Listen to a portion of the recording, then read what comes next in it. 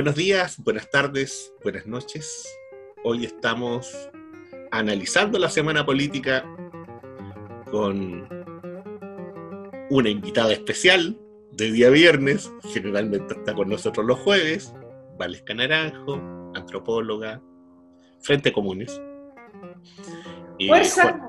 Fuerza Común, ¿viste? Ya me equivoqué, diablos. Fuerza Común. Ya, Juan Andrés Lagos, periodista, integrante de la Comisión Política del Partido Comunista. Y yo estoy aquí con mi polera roja, ustedes saben, hoy día. Ojalá.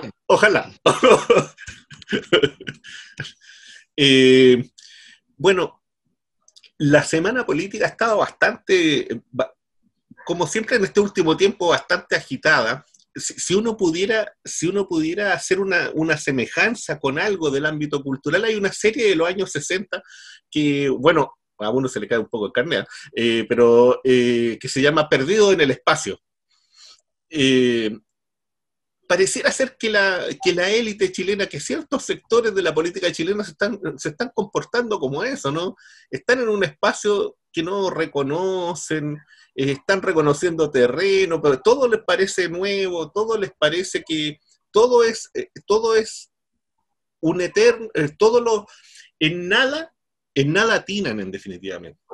En nada pareciera ser que logran dar con la nota. Y eso se ha vuelto una situación común, algo que la ciudadanía percibe. Algo de eso motiva, ¿no es cierto?, la movilización de los trabajadores de la salud. Algo de eso nos dicen las cifras preocupantes del coronavirus, que no cejan, que en el caso nuestro nunca hemos podido tener un día sin muertos, nunca hemos tenido días sin infectados. Y eso, fíjate que para mí es muy preocupante. Es tremendamente preocupante pensando, ¿no es cierto?, en lo que se viene para nosotros, pensando en la situación que está viviendo Europa hoy. ¿Cómo ven ustedes eso desde la pulsada política?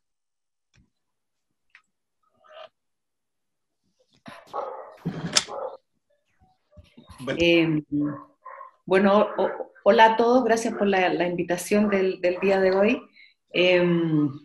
Sí, pues bastante preocupante y te escuchaba y me resonaban esas palabras que uno no suele leerlo así tan de buenas a primeras, que es como no hemos tenido ni un solo día sin fallecidos, ni un solo día sin una cantidad importante de infectados, ya sea en la región metropolitana o por los nuevos brotes en las regiones. Y efectivamente el fracaso esta semana, ¿no es cierto?, de las negociaciones de los trabajadores de la salud con el gobierno, con el ministerio, que dan paso al paro de ayer y hoy, que es bastante complejo, porque además los trabajadores de la atención primaria de salud, que no necesariamente trabajan de manera dependiente directa del ministerio, sino que de los gobiernos locales, de los municipios, donde acá aparece que efectivamente hay poco de lo que se puede gestionar desde el propio gobierno local, especialmente cuando hablamos de recursos que tienen que llegar del gobierno central, que tienen que llegar del ministerio, cuidados que tienen que, presupuestos que tienen que posibilitarse desde ahí, y eso es una realidad muy desigual, ¿no es cierto?, en los distintos territorios. Ya quedó así como medio en la caricatura, ¿no es cierto?, después de la prueba y el rechazo, el territorio del rechazo, que es como el territorio donde se vive otra realidad, ¿no? Pero en el resto del país se vive una distinta, y esta negativa a esta negociación, que partió además con diálogo, es bastante preocupante, y está buena la figura que plantea Omar de perdido en el espacio, porque ¿cómo y bajo qué condiciones vamos a enfrentar un segundo brote, donde sabemos que en el mundo ya está el segundo brote absolutamente desatado?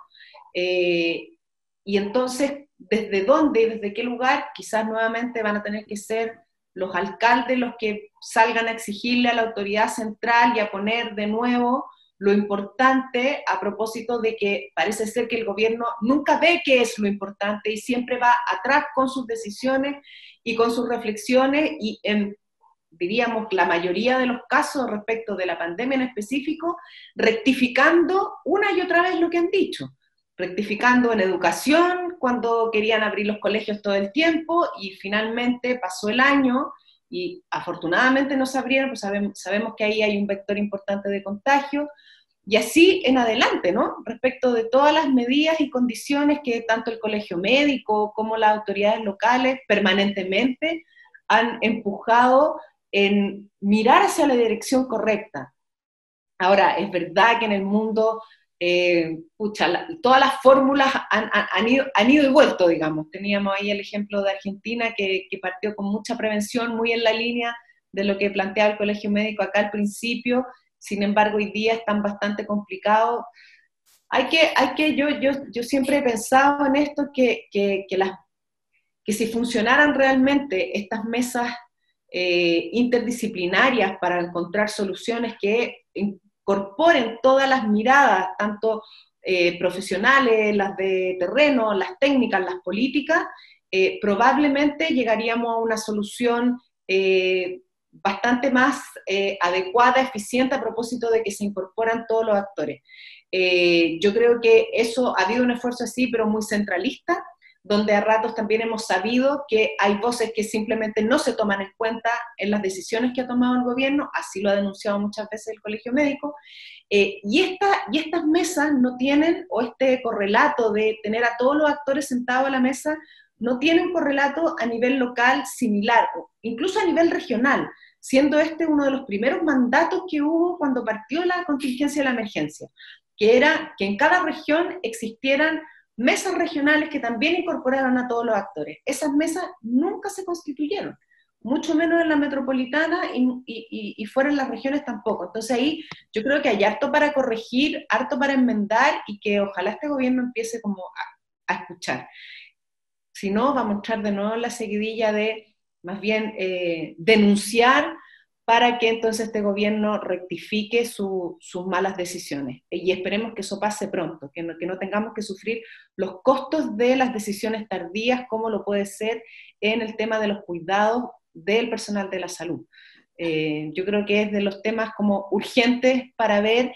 Y a propósito como de esta relación inicial que hiciste, Omar, cómo se ve desde lo político, bueno, es que esto es parte de lo político que está en todo, la necesidad de que todos los actores se hagan parte tanto de la deliberación, tanto del diagnóstico, como de la construcción de soluciones. Yo creo que esa es una de las cosas que llegó para quedarse, y en el caso específico de la pandemia, no solo es necesaria, es indispensable a propósito de implementar decisiones que llevan cambios conductuales, que llevan nuevos y más recursos, o sea, un montón de aristas, porque es multifactorial el fenómeno mismo. Entonces, diría eso, diría que más política en el sentido de no solo cómo se ve desde el vector político, sino que las soluciones al escenario de pandemia requieren más política.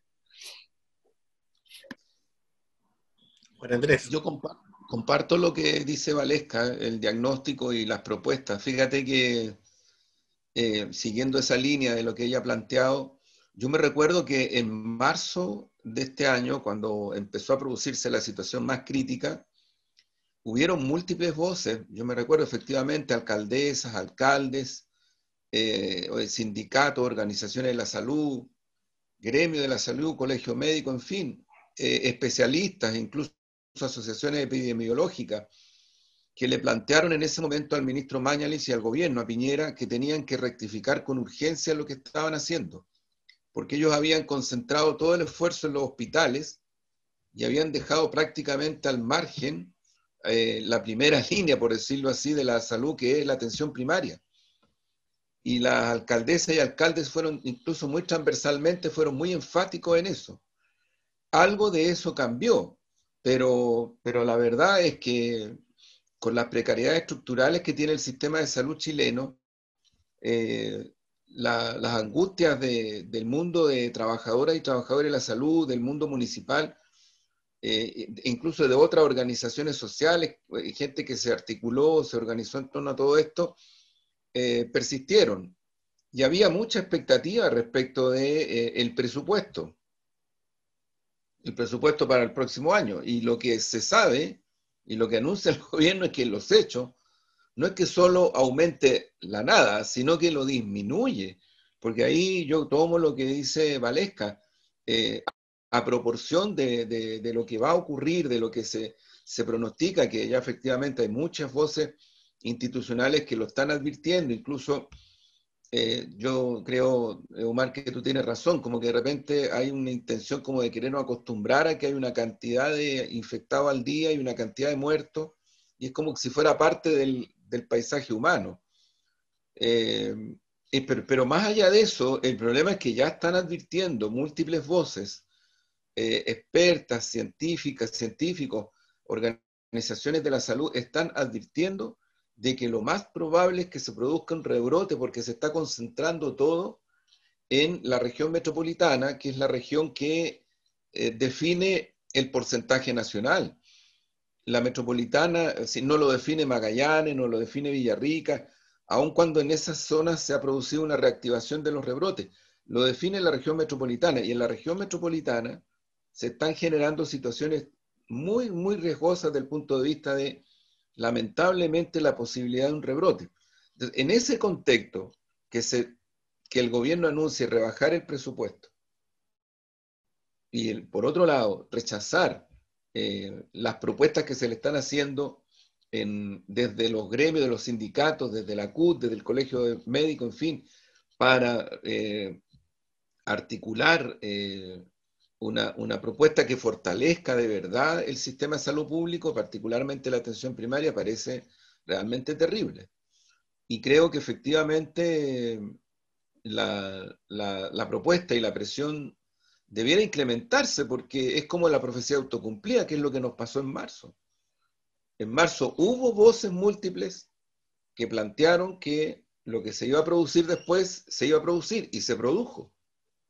Y tuvimos una situación extremadamente crítica los meses siguientes, y luego vino una rectificación, y luego vino también una serie de situaciones que yo creo que han ido acolchando un poco la pandemia en nuestro país. Pero creo que es muy crítico, y lo lamentable es que todas las propuestas que se hicieron en las conversaciones, porque ha habido múltiples conversaciones entre los gremios de la salud y el gobierno, prácticamente todas fueran rechazadas, por eso se fueron a paro. Si el paro es el último eslabón, porque habían estado en diálogo durante toda esta semana y simplemente no los escucharon. Yo creo que va a haber que tener mucha atención en lo que pase en los próximos días y semanas. Fíjense que el Ministerio de Salud está bastante tensionado. Estoy pensando que hay un exministro que en este momento está declarando. Estoy pensando que hay un ministro actual que en este minuto, ¿no es cierto?, está seleccionando los correos que puede enviar o que no puede enviar, y eso a su criterio, o al criterio del grupo, ¿no es cierto?, de, entre comillas, asesores que tiene, para que el sistema judicial pueda hacer una evaluación de la actuación del ministerio durante el periodo duro de la pandemia, por decirlo así, del más duro, del más brutal. Entonces, en el fondo eso es una imagen más, ¿no es cierto?, de esta descomposición que se ha ido dando en las instituciones políticas, en las instituciones sociales. Reportaje que aparece, ¿no es cierto?, que toca a parlamentarios con propiedades, y que en definitiva genera un estado, ¿no es cierto?, de un alejamiento mayor todavía del ciudadano común y corriente. A mí, cuento una experiencia. Voy a comprar al kiosco unas pilas para no ir al supermercado, y fíjate que habían 3, 4 personas que eran trabajadores. ¿Y qué es lo que estaban conversando? Estaban conversando de la Convención Constitucional. Y estaban conversando de si eso realmente iba a tener oportunidad para que gente que no estuviera dentro del ámbito de lo que ellos llamaban los políticos pudieran tener ingresos. Y eso era la conversación. de 3, 4 trabajadores que estaban comiéndose, estoy hablando de más o menos mediodía, estaban comiéndose una cosita y conversando en un banquito. Y me llamó la atención, lo escuché un ratito mientras... eh, y fíjate que y hablo de eso de una percepción muy sencilla, ¿no? De una percepción de una persona que anda y camina por la calle, de cómo han ido cayendo en el vacío una serie de cuestiones. Uno piensa en la ley, no sé, en la ley anticapucha, hoy día que todos andamos con mascarilla. Son cosas que van cayendo en el vacío, que van cayendo en la sin razón, y que habla, ¿no es cierto?, de esta, insisto, de esta élite, ¿no es cierto?, que parece que cayó de repente, ¿no es cierto?, está perdida, está con una incapacidad muy grande de entender el momento político, de entender el post-18 de octubre. Todavía no hay un proceso de asimilación. Y creo que eso está, en definitiva, los toca a todos, ¿no? Nos toca a todos. A algunos más, a otros menos. Pero creo que ese proceso todavía no termina de decantarse. Algo de eso hay con el plebiscito. Y algo de eso va a ocurrir con la constituyente. ¿Cómo ven ustedes este proceso, esta discusión que se está dando al interior de insisto, de las oposiciones y este cuadro complejísimo, ¿no?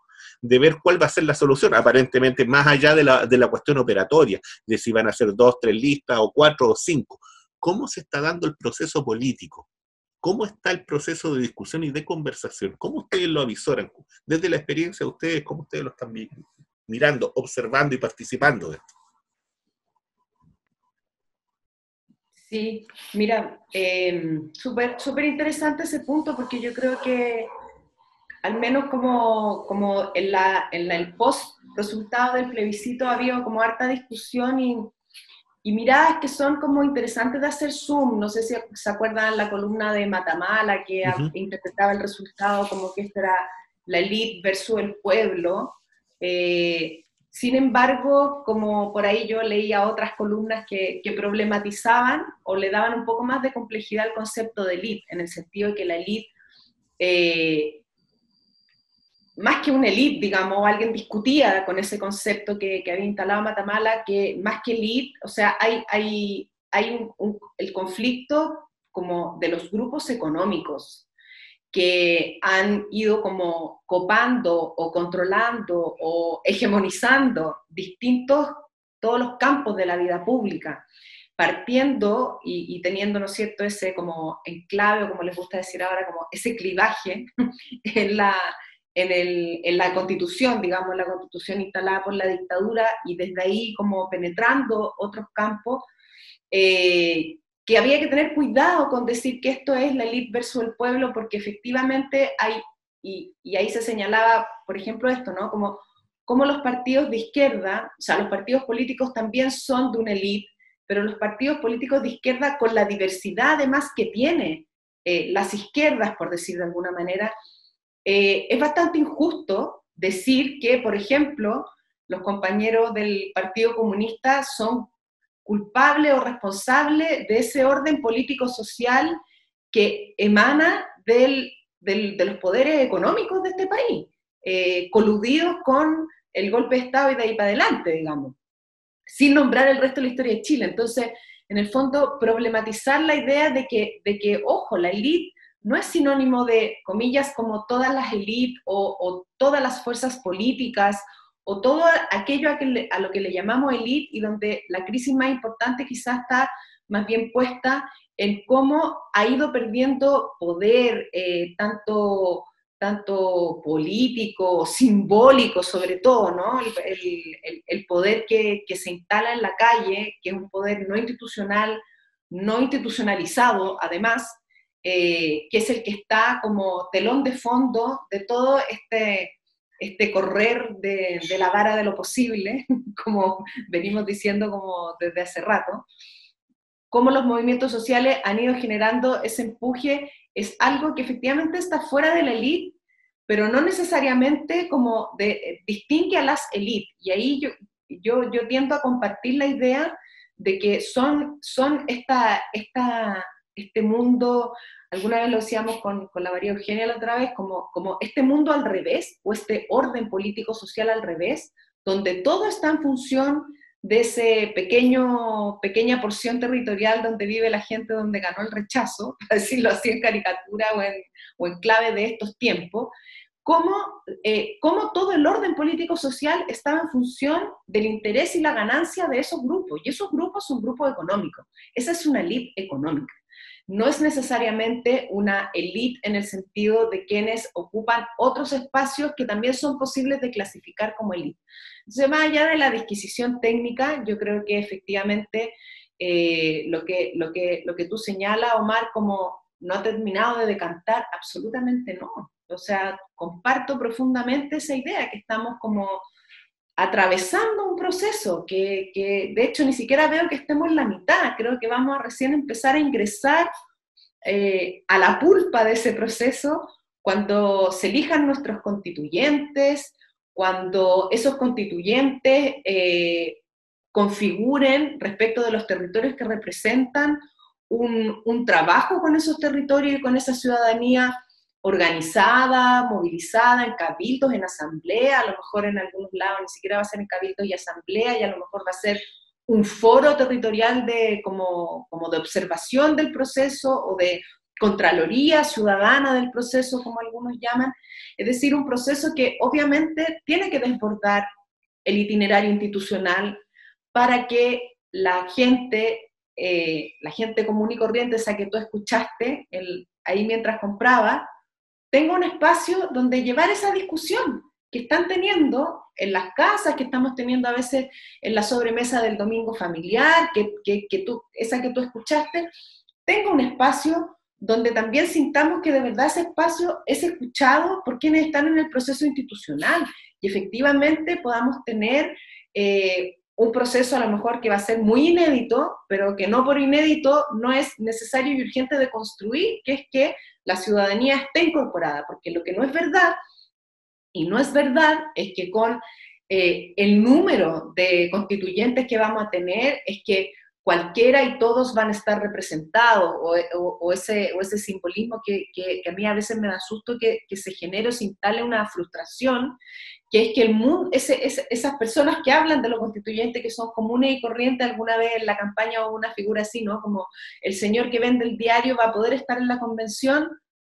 Ojalá que sí, pero sabemos que van a ser excepciones, sabemos que van a ser los menos casos, sabemos que la convención no va a estar construida de esa manera, porque es un proceso que es político, y en tanto es político, quienes representan, y a propósito de que las democracias son con los partidos políticos, yo por eso que creo que ahí también tenemos una tarea pendiente de resignificar la política, de reconstruir la política, de que esas fuerzas sociales que están enojadas con la política, no es que se tengan que amigar con la política, pero sí entender que la politización que ellos han tenido como ciudadanos es una politización que inevitablemente dota a la política de una dimensión que no estaba teniendo, y ese puente en entender que la política es una herramienta para mejorar la vida de las mayorías, y donde todos somos incumbentes en ir a participar de aquello, y entonces lo que demandamos es un espacio para hacerlo, y esa toma del espacio que ha sucedido creo que es algo inédito que debemos seguir fortaleciendo y dándole más cauce, más vasos comunicantes entre la institucionalidad y el proceso que se viene. Y ahí recién vamos a entrar, digo yo, en esa pulpa del proceso que es construir nuestro nuevo orden, construir lo más democráticamente posible, lo más ampliamente posible, lo que va a ser nuestro nuevo orden político-social, a propósito de que un pilar fundamental de aquello es la Constitución, pero nos queda rato por recorrer, y nos queda efectivamente, como tú dices, Omar, mucho que decantar. De hecho, como que parece que ese proceso corre por un carril, y lo que era como nuestra institucionalidad política tradicional, el propio gobierno, el propio ejecutivo, aparece como en un ritmo y en un registro que pareciera no estar conectado con este otro.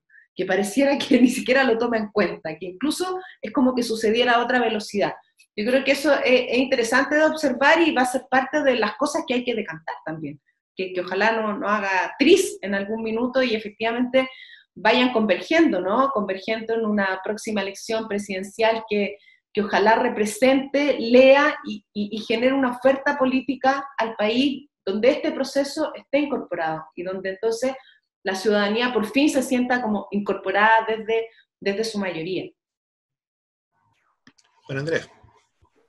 Sí, yo creo que efectivamente la situación está en curso y qué bueno que esté en curso, ¿eh? Creo que es interesante el proceso que está caminando. Tengo la impresión de que lo que se ha puesto mucho en cuestión también por amplios sectores, y creo que el resultado plebiscito, y creo que las manifestaciones en la calle, las movilizaciones sociales, la de ayer, en fin, muestran de que hay una ciudadanía y una mayoría nacional que no solamente quiere ser consultada, sino que quiere protagonizar y participar de los procesos. Y por tanto la tarea es construir con esa ciudadanía y con esas mayorías nacionales los procesos que permitan esa participación y esta construcción ciudadana. Es un hecho histórico inédito en Chile. Yo creo que en Chile nunca habíamos tenido, por un lado, un cuestionamiento tan fuerte a una democracia representativa muy fatigada, que emerge de los 90 hasta la fecha, con muy severas limitaciones. Ahora mismo estamos viviendo la tensión de las y los independientes, porque en verdad una democracia más profunda, más robusta, tendría que más bien estimular y generar las normas para que puedan participar de buena manera las y los independientes, y no ponerles trabas, ponerles condiciones, en fin, y tensionar hacia los partidos políticos. Pero en fin, creo que hay mucho de eso, y a mí me produce mucho interés una idea que le había escuchado a Lesca hace un tiempo atrás, a propósito de cómo hacemos de que el proceso constituyente sea un proceso de una interlocución de comienzo a fin con la ciudadanía. Y eso yo creo que puede ser el rasgo pertinente y diferenciador con otras fuerzas políticas que yo creo que para ello el ideal sería una convencional, una convención cerrada entre cuatro paredes, sin un protocolo o un reglamento que le permita la interacción, que permita generar consultas ciudadanas, vinculantes, en fin. O sea, aquí de nuevo se va a tensionar el camino o hacia un proceso constituyente participativo, protagónico, o uno que va a reponer o de otra manera le va a dar la espalda a la ciudadanía y va a ser muy elitista. Entonces la preocupación que tienen las personas que tú escuchaste, Omar, a mí me parece súper legítima. Si el tema es que efectivamente esas mismas personas se den cuenta, comparto ahí con lo que decía Valesca, que no todos ni todas estamos por la idea de que haya una convención elitista. Aquí hay algunas y algunos que estamos peleando y luchando para que eso no ocurra. Y lo que tenemos que tratar de mostrar efectivamente es esa realidad, porque voy al tema de los contenidos. ¿Cómo va a ser igual una persona que sea electa en la constituyente que va a ir a defender, por ejemplo, la privatización que hoy día existe del agua en Chile? ¿O cómo va a ser igual una persona que hoy día, estoy en concreto, en el Senado, hay una negociación entre senadoras y senadores del gobierno, de la derecha, con algunas, no todos, algunas y algunos senadores, senadoras de algún sector de la, entre comillas, oposición, que están haciendo una negociación para hacerle reformas al sistema de AFP, pero mantener la AFP? Esa es la tratativa que está cursando. Entonces, ¿cómo va a hacer lo mismo una persona que representa a uno u otro sector en la convención? Y yo creo que ahí, desde el punto de vista de la construcción de listas, va más allá, es súper importante, pero va más allá de que se le dé el espacio, entre comillas, a las o los independientes en sí mismos. Porque creo que lo de fondo es cómo construimos esa lista que permita efectivamente hacer simultaneidad respecto de los contenidos de nuestro punto de vista, antineoliberales, porque esto ya no da más. No da más en Chile, no da más en Perú, no da más en ninguna parte, ¿no? En Europa mismo los gobiernos tomaron los más, yo diría, o socialdemócratas, o incluso más de derecha, pero tomaron otro camino económico para enfrentar la pandemia. Más bien lo que hicieron fue tratar de fortalecer el Estado. En Alemania el Estado se transformó en socio mayoritario, en los hechos compró Lufthansa, ¿no?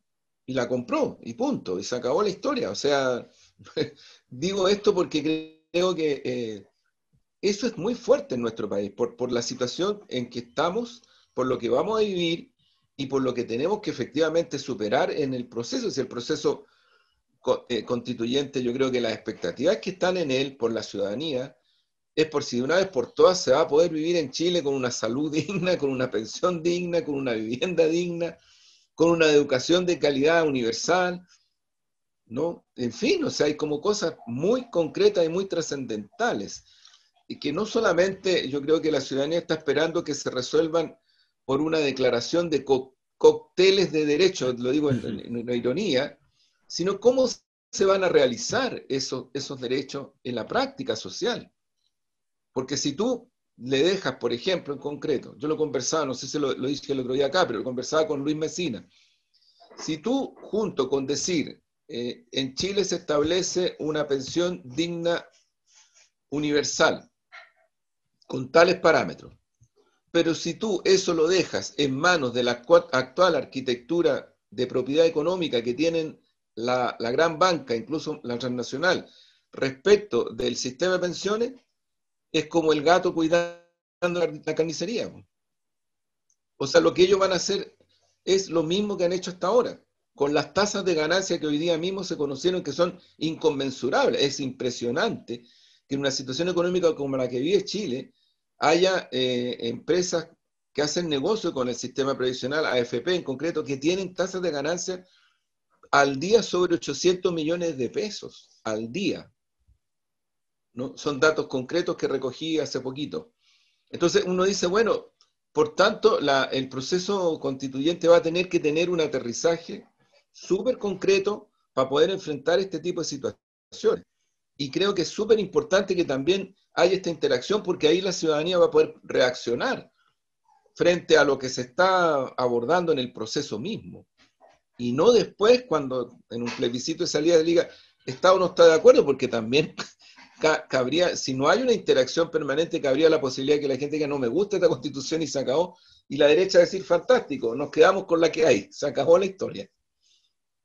Y ahí yo creo que ya las cosas van a pasar a otro nivel, creo yo, porque así como está pasando en Perú, mira, en Perú la crisis, la que se desató ahora por la destitución del presidente, está empujando en una dirección muy parecida a la de Chile. Ya empezaron a surgir las demandas por nueva constitución y asamblea constituyente en las protestas callejeras que hay en Perú. O sea, fíjate que interesante cómo los pueblos toman la iniciativa. Por ahí me quedo. Sí, bueno, a propósito de lo que estás planteando, Juan Andrés, fíjate que una de las cosas que se ha estado discutiendo mucho y que se ha hablado en diferentes medios, cuando uno hace un registro de esto, frente a la situación peruana, se habla de la crisis principalmente del sistema político, de los partidos políticos, de la multiplicidad de partidos políticos. Se toca por el costado el tema de la corrupción, pero nadie se hace cargo ni nadie va al tema de fondo que tiene que ver con un sistema político y con un Estado dependiente, colonizado por el mundo privado. Y por tanto, ¿no es cierto?, con sectores políticos que no tienen absoluta libertad de decisión y que cuando toman decisiones de acuerdo, ¿no es cierto?, a lo que estos grandes empresarios o estas grandes transnacionales, o llámense como sean, que son en el fondo los gobiernos ocultos, los que están ahí manejando la agenda, ¿no? Y esa misma situación, de una u otra forma, es lo que ha afectado también a Chile. Esa misma situación, ¿no es cierto?, es lo que nos tiene hoy día con el tema de la AFP. esa misma situación en la que nos tienen, ¿no es cierto?, con el mundo de la salud y con otros tantos más, el mundo de la educación, el ingreso de las transnacionales a la educación, el ingreso de las transnacionales al mundo de las comunicaciones. Y por tanto, ¿no es cierto?, esta dependencia, insisto en el concepto de colonialidad, de una élite que tiene que estar respondiendo y que tiene que estar dándole cuenta, ¿no es cierto?, a quienes son los que están, en definitiva, financiando de uno u otro modo, y financiando de manera bien particular, porque es un financiamiento en donde ellos van sacando del Estado cada vez. Por cierto, y en donde las instituciones del Estado funcionan simplemente, ¿no es cierto?, como una especie de aduana, una aduana bien flexible por lo demás, en donde la superintendencia ISAPRE nada, la superintendencia de educación tampoco, y así vamos, suma y sigue. Servicio de Impuesto Interno y el encargado de Impuesto Interno dan lo mismo, porque cuando tiene que investigar no investiga, porque lo que tiene que hacer no lo hace. Y entonces, y todo va siempre favoreciendo a estos sectores, ¿cierto?, que son los que están a cargo, ¿no sé?, en el fondo, que tienen llamémoslo así, entre comillas, en términos clásicos, el capital, para decirlo así, ¿no? Y en Perú ocurre lo mismo y llega a un punto que ya se hace insostenible por todos lados. Porque se llega a un punto de ruptura donde ningún sector político está limpio de nada, donde nadie se puede sentar en la silla presidencial, en la institución presidencia de la República, ¿no es cierto?, sin tener una deuda con alguien, con el señor de aquí, con el señor de allá, con este de por acá. Y por tanto el propio sistema político se hace insostenible. Y nosotros, yo siento que tal vez en un grado menor, pero estamos medianamente camino a eso, y hemos estado en eso, de manera bastante más maquillada. Si Penta es eso, si Ponce Lerú es eso, y nosotros no lo decimos claramente, ni abiertamente. Si el tema de las farmacias es eso. Entonces, aquí hay un modelo que efectivamente está en decadencia, que no da cuenta, ya no puede dar cuenta de esta orgánica, ya no se puede hacer cargo, pero que sin embargo hay sectores dentro de la política chilena que insisten en que aquí la salida tiene que ser con disminuir los partidos políticos, con venir y establecer, ¿no es cierto?, ciertos elementos, ¿no es cierto?, que permiten una cierta estabilidad, que ellos llaman, que en el fondo no es otra cosa que un modelo, ¿no es cierto?, binominal, que volver al binominal, arreglado, más o menos, como ustedes quieran, pero el tema de fondo está ahí. Y la discusión con los asesores de la democracia cristiana, con los asesores del PPD, para decirlo claro, ¿no?, con algunos asesores del Partido Socialista y de otros viejos, ¿no es cierto?, que vienen del mundo de la vieja concertación, esa es la discusión. Eso es lo que se hace insostenible hoy día.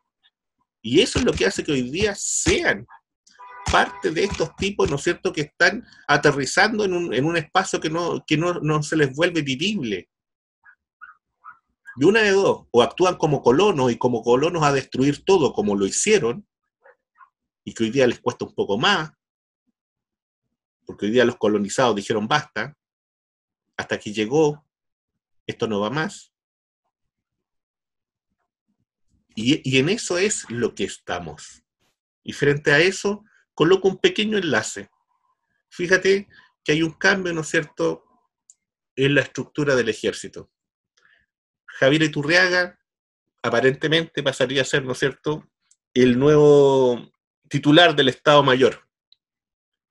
Lo que implicaría, ¿no es cierto?, que el encargado, que era hasta el momento un hombre que venía de la Armada, Rodrigo Álvarez, si no me equivoco, estaría saliendo, lo que implica también un cambio de forma, de mirada, en esta relación Ministerio de Defensa, ¿no es cierto?, con el mundo militar. ¿Y qué impacto podría tener eso? Estamos pensando, ¿no es cierto?, insisto, post-plebiscito, cercano a estas elecciones, ¿no es cierto?, que son de la Convención Constitucional, y por tanto al cuadro político que se puede generar en torno a esto, y en donde ya algunos sectores vienen y dicen, bueno, Piñera llegará al 25 de diciembre, así como vamos. Hay algunos sectores que se lo plantean. La amenaza de esta dama, ¿no es cierto?, de la UDI, que viene y dice, mire, vamos a votar esto del 10% porque estamos un poquito cansados de ustedes, estamos un poquito cansados de tener que pagar el costo político. Esa amenaza no es casual, ¿no? O sea, el mensaje es muy claro. Y el quiebre, entre comillas, quiebre, ¿no es cierto?, entre ellos también es fuerte. Porque aquí hay un sector que dejó caer, entre comillas, la arquitectura política, por tratar de salvar la economía, y hoy día la economía también, por otra parte, se les va a cualquier parte con la segunda salida del 10%. Para ellos, no sé cómo ven eso ustedes. Y tiré varias cosas ahí porque para poder dar cuenta de lo que está ocurriendo hoy, ¿no? Que es bien problemático y que para la gente también se enreda y para uno también. Valesca. Sí, pucha, súper interesante todo lo que planteaste, Omar. Me quedo como con esto, o sea, en la idea de este neocolonialismo que vivimos desde los poderes económicos, no solo los de adentro, ¿no?, sino que las transnacionales, y cómo el planeta se volvió un espacio y los Estados-nación una herramienta de esos poderes económicos que vuelven a colonizarnos a través de este nuevo orden simbólico instalado a través del neoliberalismo y de su espejos y piedras de colores con las que vienen a saquear nuestras riquezas para jugar en esa misma forma y metáfora, y donde los colonizados han dicho que no en este país, o están diciendo que no, estamos partiendo en ese proceso. A lo mejor circularmente, como muchas otras veces, hay tantos historiadores, ¿no?, que han mirado como la Unidad Popular, y lo hemos hablado en otros programas acá, como la Unidad Popular fue un momento cúlmine de un proceso de avance social que venía de décadas y décadas, digamos, hacia atrás, que a su vez tiene un origen, ¿no es cierto?, en el periodo propiamente tal de la colonización. Entonces, creo que es una imagen súper vigente, y pensaba en eso, cómo al final han sido los órdenes simbólicos de los cuales naturalizamos las mayorías, las personas que no somos parte de esas élites y que además estamos en un espacio además crítico de ese orden que es social, político, pero fíjate que sobre todo es simbólico en el sentido de naturalizar y, comillas, de aceptar esa colonización. Si lo más terrible tanto de ese tipo de colonización, como lo es para las mujeres el orden simbólico patriarcal, que es que lo tenemos naturalizado, que no hay patriarcado si no hay mujeres que somos patriarcalizadas también, por decirlo de alguna manera. No hay colonización si no habemos colonizado legitimando ese proceso de parte de quienes dominan. Y eso es, y también, esto no es nuevo, digamos, o sea, también desde la filosofía, desde las ciencias sociales, ha aparecido como desmantelándose esa casi como artefacto, ¿no? Artefacto simbólico que permite que entonces eso sea posible. Y cada cierto tiempo en la historia como que se nos corre una capa del velo, y entonces avanzamos, y entonces somos conscientes, y eso también tiene unos costos, las élites reaccionan, así como en el mundo feminista los avances que tuvieron las mujeres siempre son como en ola. Por ahí ayer, ya no me acuerdo, escuchaba el dato, por ejemplo, tuvimos el voto, lo tuvimos en el 25, pero realmente terminamos las mujeres votando por primera vez en una elección presidencial 25 años después. O sea, así de lentos son los avances y los cambios para que como humanidad reconozcamos que todos los seres humanos somos seres humanos con derechos, y que no solo aspiramos, sino que nuestros estados-nación, nuestros órdenes políticos sociales deben asegurarnos un piso de derechos y de igualdad. Y yo creo que eso es parte de lo que tenemos tenemos en juego en este proceso en Chile y en ese puente que tú introduces, y por eso lo tomo desde lo simbólico, porque parte importante de ese cambio que tú estás señalando en las Fuerzas Armadas, que vamos a dejarlo así como en un paréntesis o en una nota al pie, el poderío de las Fuerzas Armadas, en la cantidad de presupuesto que invierten los estados en esas Fuerzas Armadas, especialmente en Chile con la herencia simbólica que tenemos, heredada todavía de la dictadura, donde siguen estas Fuerzas Armadas no solo siendo como una especie de poder fáctico omnipresente que uno como que no es tan oficial, pero lo huele todo el tiempo. Eso también está solventado en un cierto orden simbólico en que permitimos que eso sea así. Y ya sea la amenaza de guerra, ya sea un montón de, comillas, aberraciones de aparatajes legales que heredamos de la dictadura, pero que antes, a propósito de que todo funcionaba con la guerra, ese orden simbólico, todavía está presente. Todavía está presente, y está presente no como solo en su facticidad y en su poder bélico, sino que en este matiz, a propósito como entra, sale las Fuerzas Armadas, y la Marina versus el Ejército, y qué representan esos espacios también, a propósito de sus propias concepciones de la vida, del ser humano, etcétera, y donde, claro, ¿qué vamos a decir, no? Como la Marina ahí detenta un conservadurismo a lo mejor mucho mayor en ese orden que otros espacios de ese mismo orden, ¿no? Sabemos que es una institución además que siempre ha propiciado unos valores casi de la mano de lo más conservador, de un orden incluso religioso, asociado a la religiosidad.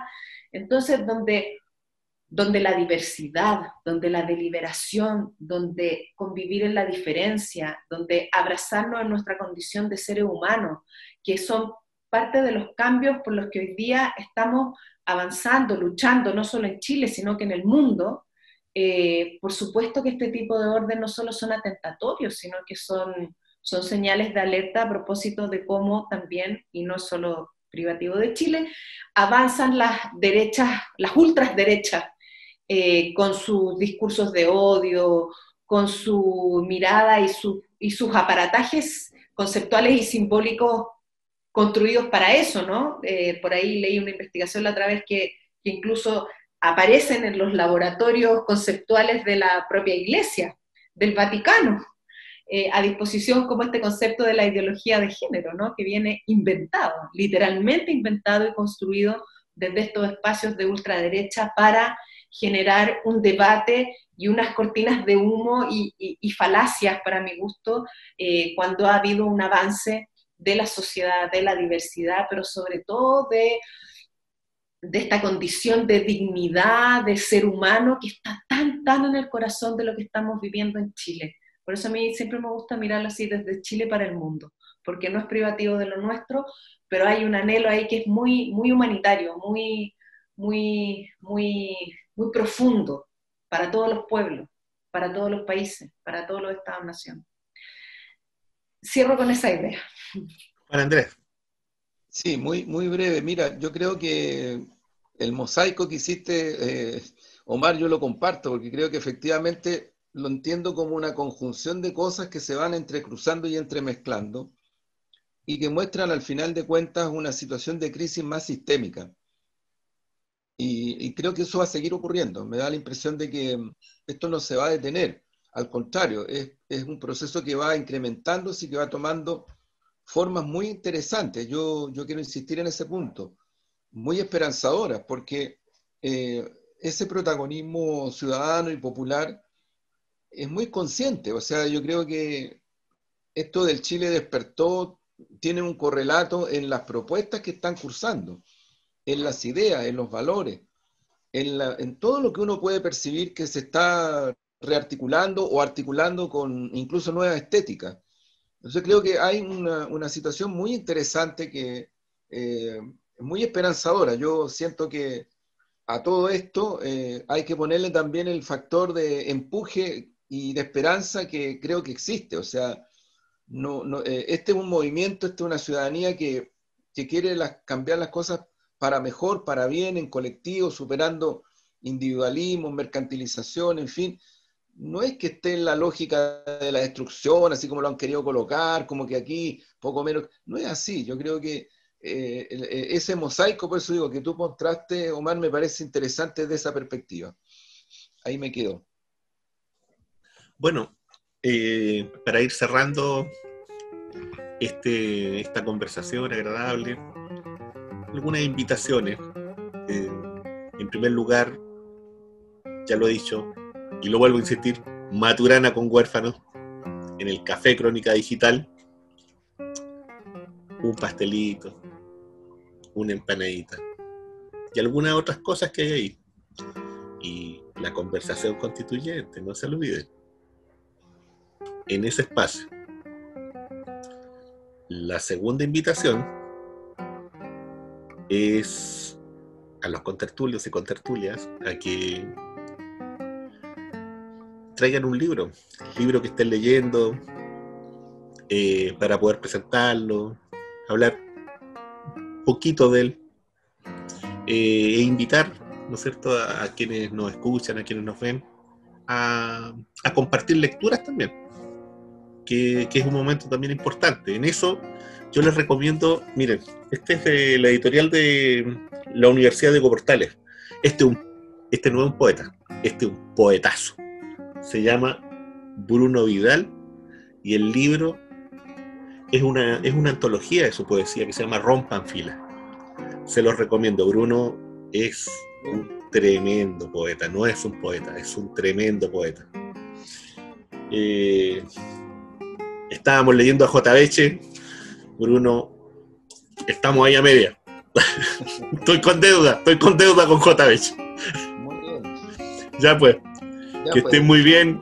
Un abrazo para ustedes. Un abrazo. Chao, chao. Chao, Omar. Chao. Gracias.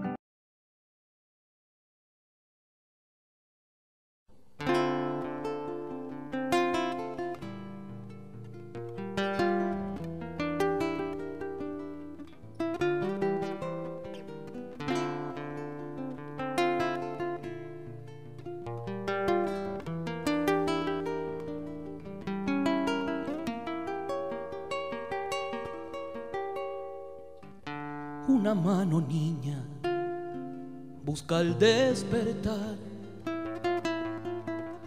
desesperadamente cada día. Esa piedra aliada de alma radical,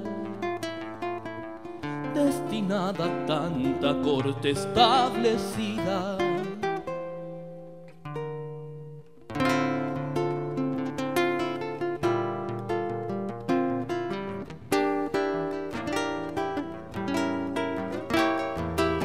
Una bala incierta se vuelve a cruzar provocadoramente ante la vida, como claro anuncio de lo que vendrá, repartido en tanques, cárcel y agonía. La democracia acude ofendida a redimiros con bombardeo y mentira.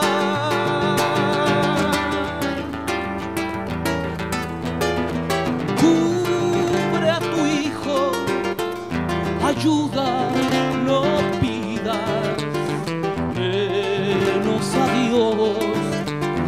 Menos a Dios, porque ha emprendido la huida.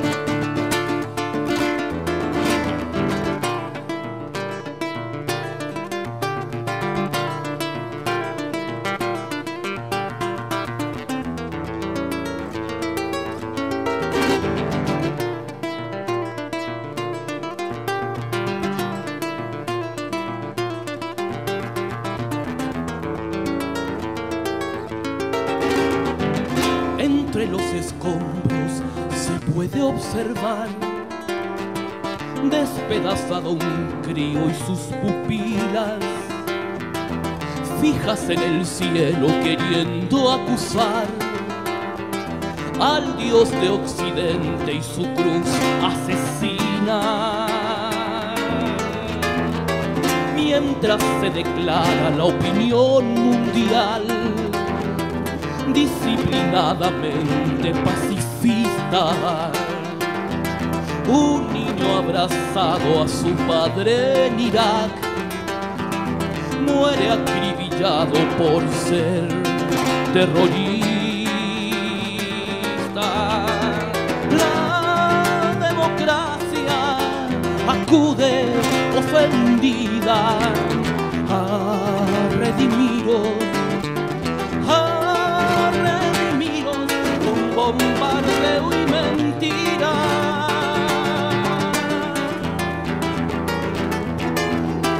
Cubre a tu hijo, ayuda, ayuda no pidas, menos a Dios, porque ha emprendido la huida.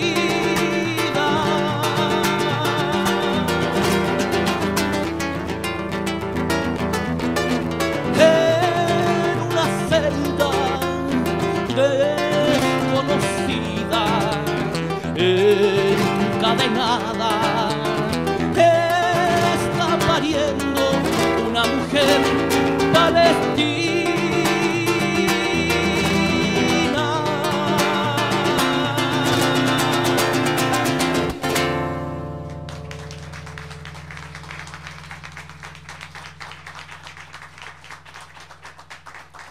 Gracias, muchas gracias.